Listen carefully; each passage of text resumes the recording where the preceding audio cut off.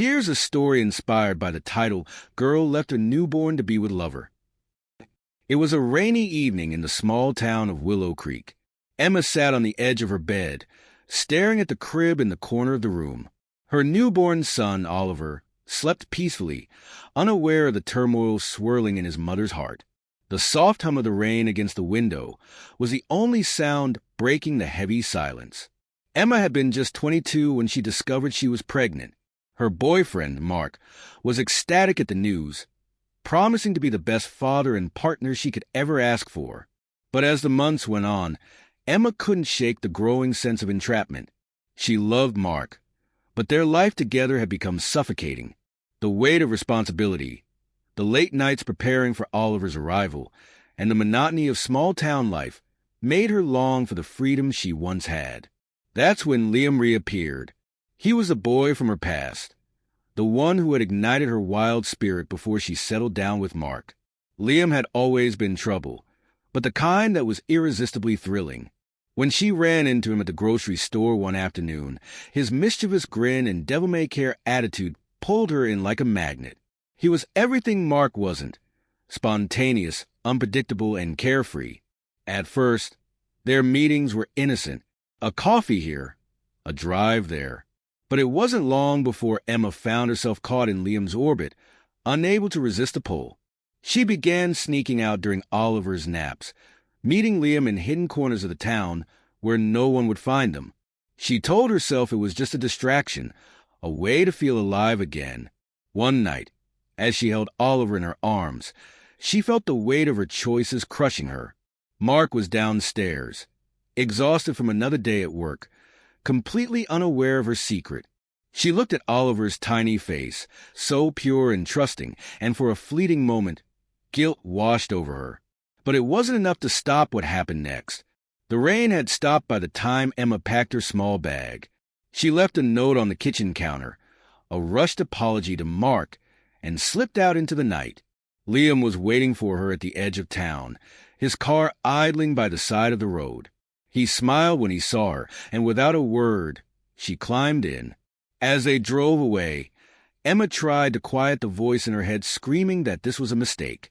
She told herself she deserved to be happy, to chase the life she wanted. But deep down, she knew the price of her freedom was far greater than she was willing to admit.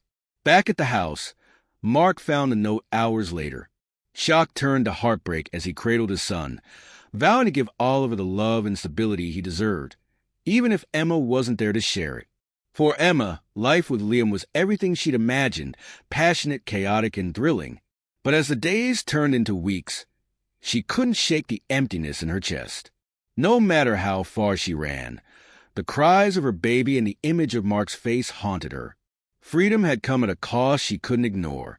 And in the quiet moments, when Liam's charm wore thin, Emma began to wonder if she had truly escaped, or if she had simply traded one cage for another. The days in Liam's world blurred into a chaotic haze of fleeting pleasures and endless nights. At first, Emma felt liberated. The weight she'd carried as a young mother melted away, replaced by adrenaline-fueled adventures and stolen kisses under moonlit skies. Liam was intoxicating, and for a time, she convinced herself this was what she had always wanted. But the thrill didn't last. Liam wasn't the dream she had romanticized during her long, lonely nights. He was reckless and unpredictable, prone to disappearing for hours or even days without explanation. While Emma tried to ignore the signs, it became clear that Liam's love wasn't the kind of anchor she'd hoped for. It was a storm, wild and unyielding. One evening, as they sat on the hood of Liam's car overlooking the cliffs, Emma found herself staring at the horizon. The sun was setting, casting golden light over the ocean, but all she could think about was Oliver. She remembered his tiny fingers curling around hers, and the way his little face scrunched when he yawned. The ache in her chest was unbearable. "Hey, you okay?" Liam asked, pulling her from her thoughts. Emma nodded, but her voice wavered when she replied, "Just tired." Liam didn't press further. He rarely did. His world wasn't one of deep questions or heavy responsibilities, and for the first time, Emma realized how starkly different they were. That night, She dreamed of her old life. She saw Mark standing in their kitchen, cradling Oliver and humming a tune as he bounced him gently. The image was so vivid that she woke up with tears streaming down her face. Liam was still asleep beside her, oblivious. As the weeks passed, Emma's guilt grew unbearable. She tried to numb it by throwing herself into Liam's carefree lifestyle, but the weight of her decision clung to her. She began avoiding mirrors because she couldn't stand the person looking back. One day, Liam came home with news. "Pack your stuff," he said casually. "We're hitting the road." "Where are we going?" Emma asked, her voice tinged with hesitation. "Does it matter?" Liam shrugged. "It's just you and me, babe. Let's see where the road takes us." His words should have thrilled her. Instead, they felt hollow. Emma realized that she didn't want an aimless life. She didn't want to run anymore. "I can't," she blurted out. Liam frowned. "What do you mean you can't?" "This was the plan, Emma. I can't keep doing this," she said, her voice cracking. "I thought this was what I wanted, but it's not.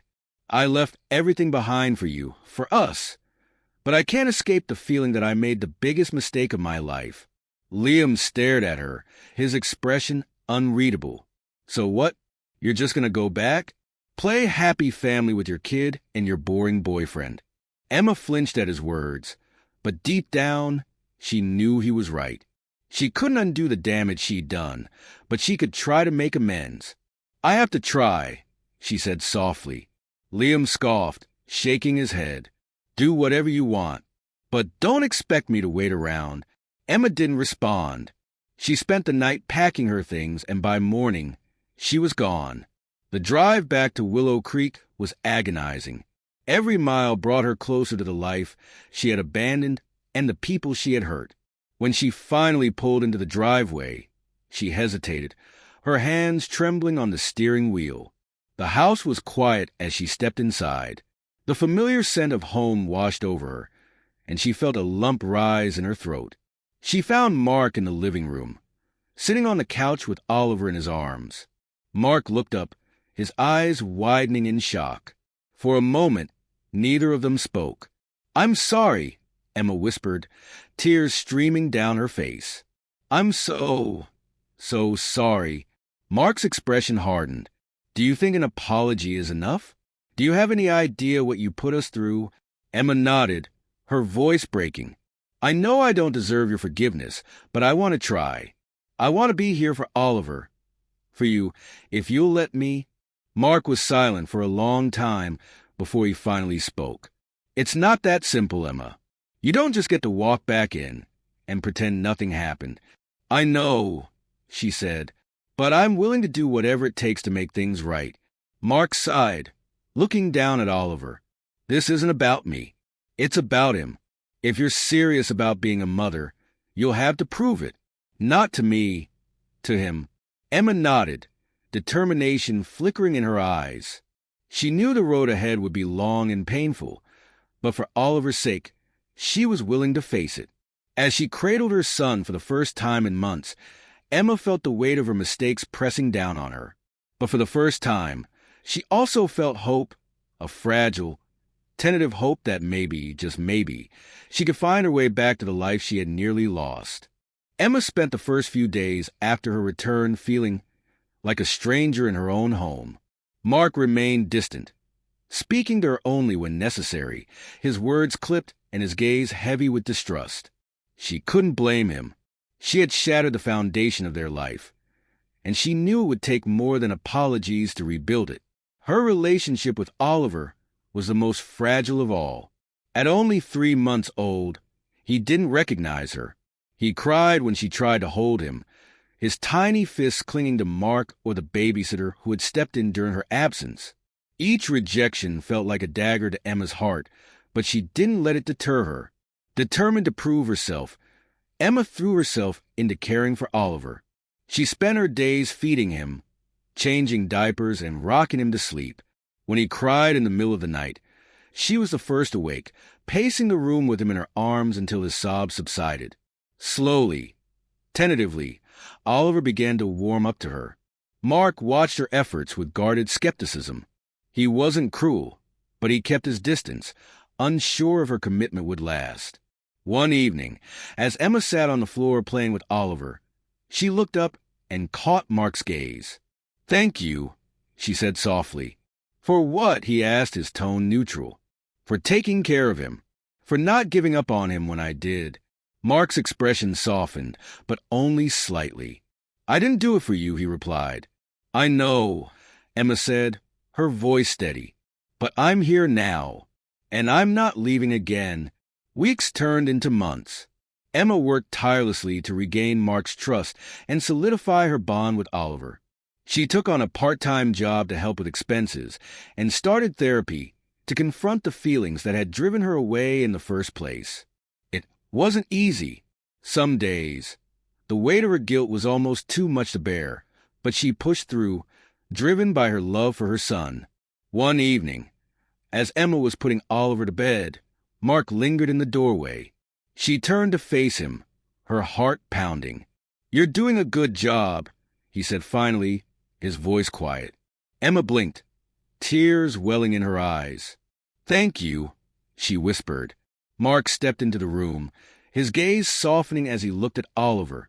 "I'm not saying everything's okay," he added, "but I see how hard you're trying. And I think Oliver sees it too." Emma nodded, unable to speak past the lump in her throat. Over time, the icy wall between them began to thaw. Mark started to open up, sharing his fears and frustrations, and Emma listened without defensiveness. She didn't expect forgiveness, but she hoped for understanding. One day, as they sat together on the porch while Oliver napped inside, Mark turned to her. "I still don't understand why you left," he said, his voice tinged with lingering hurt. Emma took a deep breath, gathering her thoughts. "I was scared," she admitted. "I felt trapped, like I was losing myself. And then Liam showed up, and I thought he was my way out." Mark frowned but didn't interrupt. "I know it sounds selfish," she continued, "and it was. But it wasn't about not loving you or Oliver. It was about not knowing how to love myself. I thought running would fix that, but it only made everything worse." Mark nodded slowly, his expression unreadable. "Do you still love him?" "No," Emma said firmly. "I never really did. He was just an escape." They sat in silence for a while, the weight of her confession hanging in the air. Finally, Mark spoke. "I don't know if I'll ever forget what happened," he said, "but I do believe people can change. And I can see that you're trying." Emma reached for his hand, hesitating before letting her fingers graze his. To her relief, he didn't pull away. It wasn't a declaration of forgiveness or a promise of reconciliation, but it was a start. And for Emma, that was enough. As the months turned into years, Emma worked every day to prove she was worthy of the second chance she'd been given. Her bond with Oliver grew unbreakable. And while her relationship with Mark remained complicated, they found a way to coexist, tied together by their shared love for their son. Emma knew she couldn't change the past, but she could shape the future. And in that future, she vowed to be the mother and the person her son could be proud of. As the years passed, Emma's commitment to rebuilding her life deepened. She focused on being the best mother she could be, pouring her love and energy into Oliver.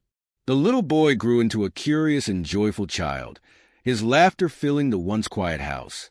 His trust in Emma grew naturally, and with every milestone, his first steps, his first words, Emma felt an overwhelming sense of gratitude for the second chance she'd been given. Mark, though still cautious, began to soften further. The strain between them remained, but they found moments of connection. They co-parented effectively, sharing responsibilities and celebrating Oliver's milestones together. Yet the shadow of Emma's departure loomed over them, a silent reminder of the fragility of trust. One evening, as they sat in the kitchen after Oliver had gone to bed, Mark poured 2 cups of tea and slid one across the table to Emma. "You've changed?" he said, his voice thoughtful. Emma looked up, surprised. "I hope so. I've been trying." Mark nodded. "It's not just effort. You're different, more patient, more grounded. I can see it in how you are with Oliver, Emma hesitated, then asked the question that had been gnawing at her for years. Do you think you'll ever forgive me? Mark leaned back in his chair, his expression contemplative. Forgiveness isn't a moment, Emma. It's a process. Some days, I feel like I can, and others. He trailed off, then sighed. It's not about punishing you anymore. It's about figuring out what forgiveness means for both of us. Emma nodded, her throat tight. I understand, and I'll wait as long as it takes. Life carried on in its unpredictable way. Emma's efforts to improve herself extended beyond her role as a mother. She continued therapy, worked to build a stable career, and even joined a local support group for women rebuilding their lives after making difficult choices. Sharing her story, though painful, was healing. One evening, during one of those support group meetings, Emma shared something she hadn't said aloud before. When I left, she began, her voice shaking, I thought I was chasing freedom. But what I was really running from was fear. Fear of being inadequate, of losing myself, of failing. When I came back, I thought I'd lost everything. But I realized that love, real love, isn't about perfection. It's about staying, even when it's hard. The group nodded in quiet solidarity, and Emma felt a sense of peace settle over her. As Oliver grew older, he began to ask questions. Mommy, why don't you and Daddy hug like other parents? Or why don't you live in the same room?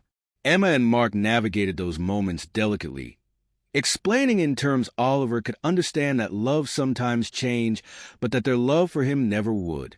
One crisp autumn day, while the three of them were at the park, Oliver running ahead to play, Mark turned to Emma. You've done a good job with him, he said. We both have, Emma replied. Mark hesitated, then added, You're not the same person you were when you left. And I think I'm ready to start forgiving. Continue next episode coming soon.